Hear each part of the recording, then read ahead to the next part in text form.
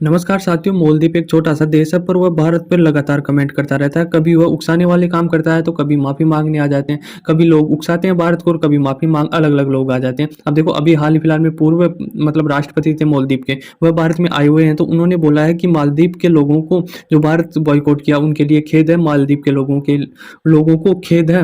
अब खेद किस लिए है कि जो टूरिस्ट आना बंद कर दिया भारत को, लगातार बाइकआउट का सिस्टम चल ही रहा था, ट्रेंड चल ही रहा था वह, तो उसके चलते हुए काफी नुकसान हुआ मालदीव के लोगों को। और टूरिस्ट इंडस्ट्री है ना, वह काफी, उनका मार्केट काफी क्रैश हो गया है, क्योंकि भारत के लोग जा ही नहीं रहे। ऐसे देश में जाके क्या करेंगे जहां पर हमारी कोई वैल्यू नहीं करता भारत को। इतने अच्छे अच्छे काम करने के बाद भी भारत को गलत ठहराया जाता है और गलत चीज बोली जाती है हमारे प्रधानमंत्री को। तो भारत के लोग बिल्कुल नेगलेक्ट कर चुके हैं। तो उसके लिए जो मालदीव के पूर्व राष्ट्रपति थे ना, मोहम्मद नशीद, उन्होंने बोला है कि मालदीव के लोगों को तो हमारा खेद है ऐसे बोलने के लिए। अब देखो, उन्होंने ये भी बोला कि जो मोहम्मद मोइजू है वह जल्दी ही शांत हो जाएंगे। शांत किस लिए हो जाएंगे कि जो भारत लगातार भारत विरोधी बयान दे रहे हैं वह और कर रहे हैं ना इस प्रकार की बातें, वो लोगों को लगातार उकसा रहे हैं, मालदीव के जहर भर रहे हैं भारत के खिलाफ, भाई भारत ऐसा है वैसा है।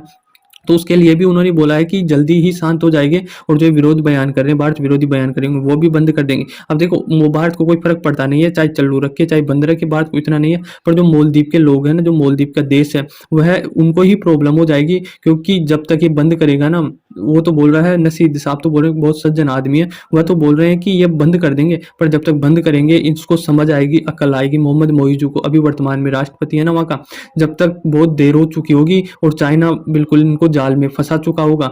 जाल कैसा, जो लोन देकर फंसाता है ना चाइना, पुराना खिलाड़ी है इसमें, और मालदीव नया है और छोटा है, तो बिल्कुल इसको तो ऐसा जकड़ देगा जाल के, लोन के जाल में, कि ये फ्यूचर में कभी ये भी करेगा ना, भाई मुझे छोड़ दो ऐसा, तो ये छोड़ भी नहीं पाएगा। और जब तक बहुत देर हो चुकी होगी, कहीं एग्रीमेंट हो चुके होंगे, भाई मालदीव में अब हमारी सेना रहेगी, इतनी सेना रहेगी, इतने जहाज आएंगे, पता नहीं किस किस प्रकार के एग्रीमेंट करवा चुका होगा चाइना। तो कहीं ना कहीं मालदीव की सरकार, मालदीव के लोग इस जाल में फंस रहे हैं और बोल रहे हैं, हमें सांत्वना दे रहे हैं भारत के, भाई जल्दी बयानबाजी बंद कर देंगे, हमारे तो चलो बंद कर देंगे, दूसरी सरकार बनेगी तो उस प्रकार से मैनेजमेंट कर लेगा। भारत तो कहीं रास्ते हैं, पर कहीं ना कहीं मालदीव के लोगों को ही नुकसान है। तो अभी है ना, नई दिल्ली में आए हुए हैं जो मालदीव के पूर्व राष्ट्रपति हैं, नरेंद्र मोदी से मिलने आए हैं। तो उन्होंने ये बोला है कि जो आपने बॉयकॉट ट्रेंड चलाया है ना, मालदीव बॉयकॉट, उसका प्रभाव काफी ज्यादा पड़ रहा है। और देखो, पड़ेगा भी ना, मैं आपको आंकड़े बता देता हूँ कि मालदीव में कितना प्रभाव पड़ा जब हमने बॉयकॉट किया था। मालदीव बॉयकॉट क्यों किया था? क्योंकि हमारे प्रधानमंत्री को, जो मालदीव के तीन है ना, तीन मंत्री हैं, उन्होंने अपशब्द कहे थे, अपमानजनक टिप्पणियां की थी हमारे प्रधानमंत्री के लिए, हमारे भारत के लोगों के लिए, भारत के लिए। तो जब से ही हमने ये ट्रेंड स्टार्ट कर दिया था कि ऐसे देश में हम छुट्टियां मनाने नहीं जाएंगे जहां पर हमारा अपमान होता है, तो इसलिए हमने मालदीव बाइकआउट कर दिया। और तब ऐसे लोग ऐसा बोल रहे थे कि ये इंस्टाग्राम पे ही बातचीत कर रहे हैं, स्टोरियां डाल रहे हैं, बाकी ग्राउंड पे कुछ नहीं हो पाएगा। ये पहले जा रहे थे उसी प्रकार से मालदीव जाएंगे, छुट्टियां मनाएंगे, इसका कोई प्रभाव नहीं कर रहे हैं। ये इंटरनेट पर बकवास बातें हैं और बकवास कर रहे हैं, बाकी जैसा चलेगा ना वैसे ही चलता आएगा। और कहीं ना कहीं मालदीव, मोहम्मद मोइजू को भी ऐसा ही लग रहा था, भाई भारत के लोग 2-4 दिन होंगे, इंस्टाग्राम पे स्टोरियां लगाएंगे बॉयकॉट, उसके बाद में अपने आप लाइन में आ जाएगा और मालदीव आना स्टार्ट कर देंगे। पर देखो, उससे उल्टा हुआ बिल्कुल। भारत ने जो इंस्टाग्राम पे स्टोरियां लगाई थी, अपना चलाया था ना बॉयकॉट का, उससे भी ज्यादा बड़ा रिजल्ट निकल के आया। और हमने मालदीव को ऐसा बाइकआउट किया है कि अब उनका मार्केट, जो हम जाते थे ना मालदीव, उनमें 33% की गिरावट आ गई है, जो गिरावट आकर क्रैश कर गई है।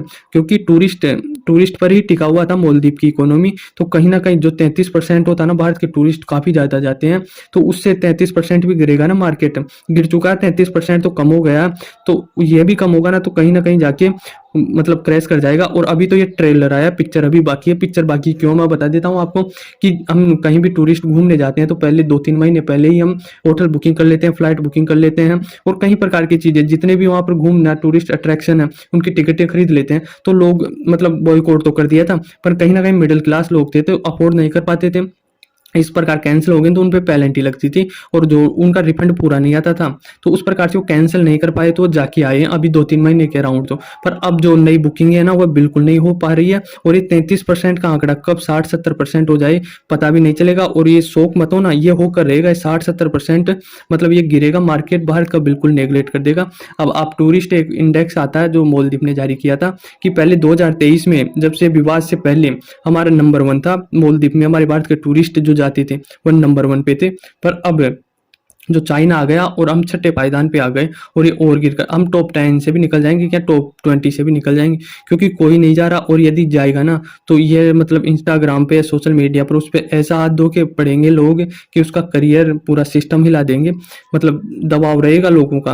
और यदि वो जाग के भी आएगा तो सोशल मीडिया पर तो अपनी तस्वीर शेयर नहीं करेगा, उसको लगेगा कि कहीं ना कहीं कोई भी नेता हो, इन्फ्लुएंसर हो या कोई भी, उसका मतलब करियर खतरे में आ जाएगा। तो इस प्रकार से अब देखो भारत को परमानेंट इसका वो सोल्यूशन ढूंढना चाहिए। ऐसा नहीं है कि 5 साल हम इंतजार करेंगे और जब हमारी प्रो इंडिया की कोई सरकार आएगी तो हम सब सही कर देंगे। चाइना ऐसा जाल में फंसा देगा कि फिर कोई मतलब नहीं रहेगा। ये मालदीव खुद निकलना मुश्किल हो जाएगा, भारत के लिए तो बहुत दूर की बात है। तो हमें परमानेंट सोल्यूशन ढूंढना चाहिए और हमें ये इंतजार नहीं करना चाहिए कि 5 साल बाद में हमें ये करना चाहिए, 5 साल बाद आएगी तो, क्योंकि इससे भी कोई सन की आके बैठ गया है ना जो भारत विरोधी है, तो कहीं ना कहीं खतरा हो जाएगा। ये भी काफी सन की है और भारत के लिए काफी प्रॉब्लम खड़ी कर चुका है ऑलरेडी पहले ही।